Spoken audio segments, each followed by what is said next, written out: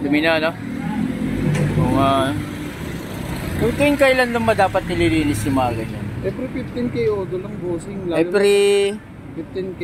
15? Oo. Lalo na sa inyo na lalamog kayo kasi daily use nyo to. Oo, daily use nga yun. Baka kaya yung carbon deposit nito, buti kung ano lang. Pwede kayo magpatagal ng throttle body, paabot kayo mga 24 minutes.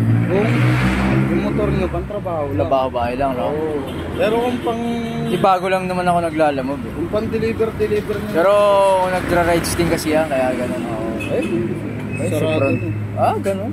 Tingnan nyo, boss, ayan, pinagkaiba na ito pag-analinis. No? Sarado na yan, boss. Hindi na makakahinga yung... Hindi kaya pala.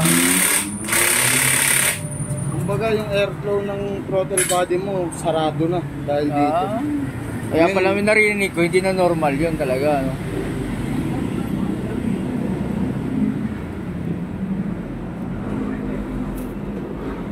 Boss, pag narinis na. Hugas tubig lang din pala yan.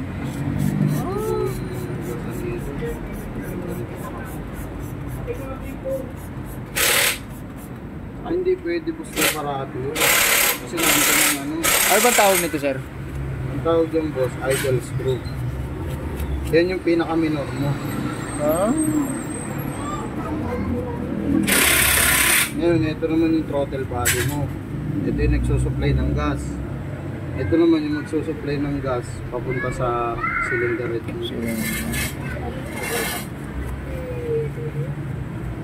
Sipon ng mga ganyang karumi, napakababa ng minor. Na kailangan lagi standard minor na ito. Pagka FI, hindi pwedeng binababa. Hindi pwedeng babaan. Hindi pwedeng taasan, Kasi boss, kung ano yung standard na parameter niya, nakalagay naman yun doon sa upuan, makikita niya. Pakita ko sa inyo. Kung ano yung standard na parameter niya, yun dapat yun. Hindi dapat magbabago yun. Ngayon, magbabago lang yung parameter mo kung marami na yung throttle body mo. Malaking bagay pala itong throttle body, kailangan pinapalinis din talaga. Oo, boss, kasi ito yung dahilan kung bakit umaandar yung motor mo. Kahit anong klase ng motor, basta may throttle body, kahit naman sa carb din, ganun din. Ang carb, medyo marami na, kailangan talagang linisan. Parang yan ang pinaka-carburetor niya, no? Oo. Pero pag sa FI, boss, ang tawag dito, throttle body. Pero pag sa mga carb dumi na rin talaga, Pero pag sa mga carb type na motor, ang tawag doon carburetor. Marami na nga. Yung nilinis yan. Kalimitan mga updated na nililinis namin, boss, yung mga 15K odo lang. 15 lang. Hindi mo na kailangan tuturasin. Oo.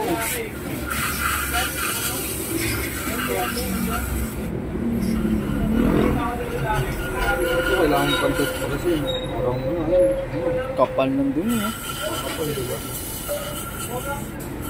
Kasi kung hindi natin ito tinutbrush, hindi matatanggal na ito yan.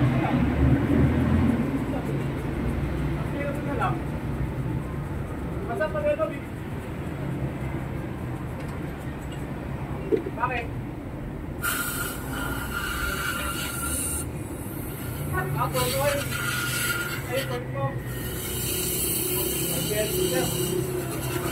Ang pinagkaiba na ito, boss, natakot. Magugulat ka, sabi mo, ganyan pala kalinis yun. Oo, may itim na nga talaga. After 1 year. Yung isang taon, boss. Sobrang dami na. Kasi maabot siguro ng mga yung isang taon yan, 20 na takbo. Kasi isang taon kasi, boss, ganito talaga ang mangyayari. Dapat pala every 15 odo naman nagpapagano. 15K odo. Pagka tungtong mo na 15K odo, matik yan. Paano mo na po? Puro panggilid lang ako eh. Tataka ako, hindi na... Panggilid naman natin, boss. Pagka kagaya mo nalalamog ka, every ano yan, every 5K odo. Every 5K. Oo, pag 5K odo, pacheck ka na. Para yung mga palitin na pyesa, mapalitan na. Wala nang madamay na ibang pyesa.